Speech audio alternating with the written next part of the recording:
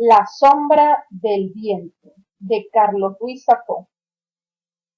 En esta novela hay dos historias que se entrecruzan por la magia de la literatura. El papá de Daniel, quien tiene una librería, lo lleva a conocer un sitio llamado el Cementerio de los Libros Olvidados. A él, un niño en ese momento, le toca escoger uno y hacerlo suyo, cuidarlo. El seleccionado es La sombra del viento.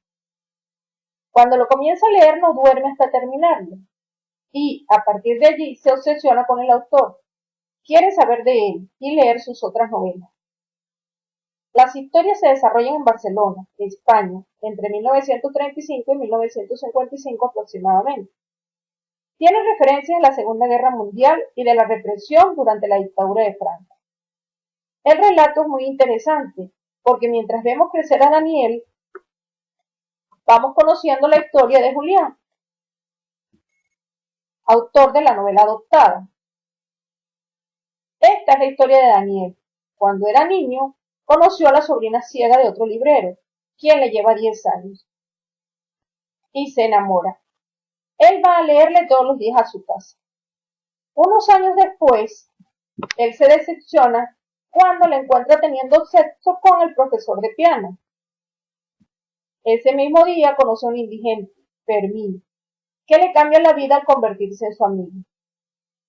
Daniel trabaja en la librería de su papá. El local es parte de su casa. Además de trabajar, él se dedica a buscar información de Julián. En ese tiempo comienza a ser acechado por un hombre extraño que le recuerda a un personaje de La sombra del viento. A la par, Fermín comienza a trabajar con él en la librería. Este señor tiene una historia muy triste. Fue torturado y encarcelado muchas veces por las fuerzas represivas de la dictadura. Ellos se vuelven compañeros de aventuras y juntos van desentrañando poco a poco la historia de Julián. Mientras tanto, Daniel termina enamorado de la hermana de su único amigo de la infancia, Tomás. La historia de Julián es la siguiente. Su mamá era francesa, se casó ya embarazada de él con un español dueño de una sombrería. Cuando el hombre se dio cuenta del engaño, convirtió la vida de los tres en un verdadero infierno. Un día llegó un empresario muy rico con el pretexto de mandarse a hacer unos sombreros. Terminó por pagarle los estudios a Julián en un colegio exclusivo donde también estudiaba su hijo. En ese lugar, Julián se hizo con un grupo de amigos, un muchacho pobre que en el futuro llegaría a ser sacerdote y profesor en el mismo colegio, el hijo de su benefactor, Miguel, de familia muy acaudalada, y el hijo del jardinero del lugar, un muchacho extraño, retraído, con una mamá horrible que abusaba de él. Ya mayor, este joven se convertiría en torturador, asesino y jefe de la policía secreta al servicio de la dictadura de Franco. Llegaría a ser conocido por su sadismo. El asunto fue que Julián y Penélope, la hija de su protector, se enamoraron. Eran muy jóvenes. La nodriza de los muchachos los apoyaba y durante los años que pasaron juntos, los ayudó para que se vieran a escondidas. Mientras tanto, él le hacía creer a su benefactor que sí iba a estudiar lo que él quería y lo iba a ayudar en sus negocios.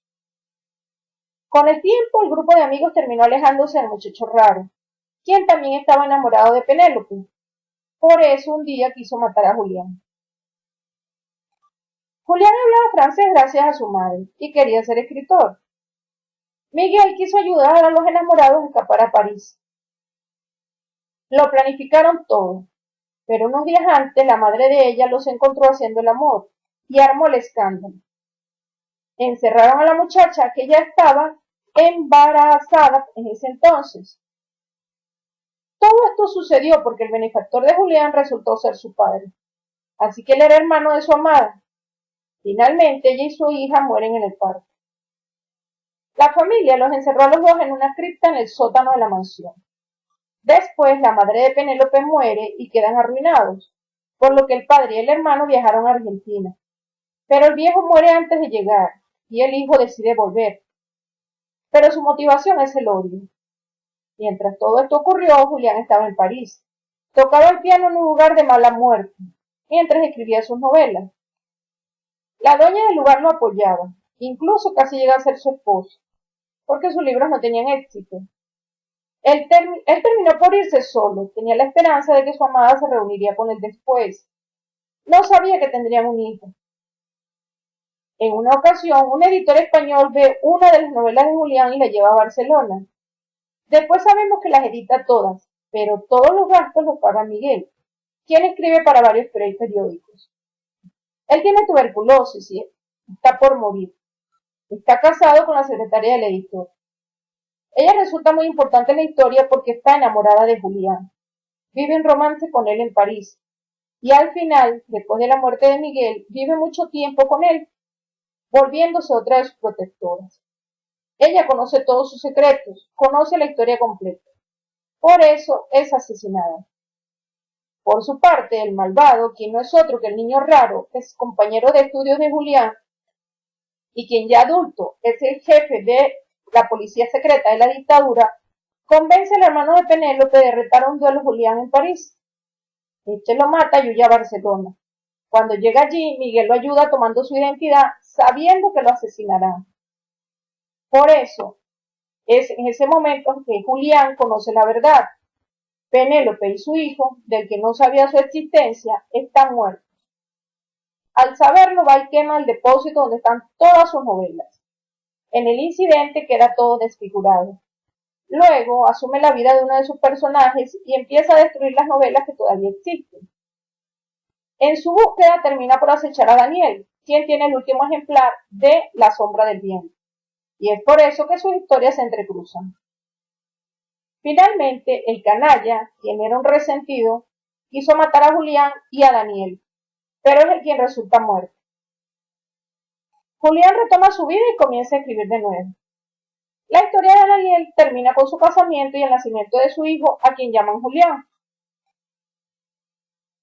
Les comento que me sentí identificada con Daniel, y mucho, en cuanto al interés por la lectura y su afán por saber más del autor del libro que adoptó.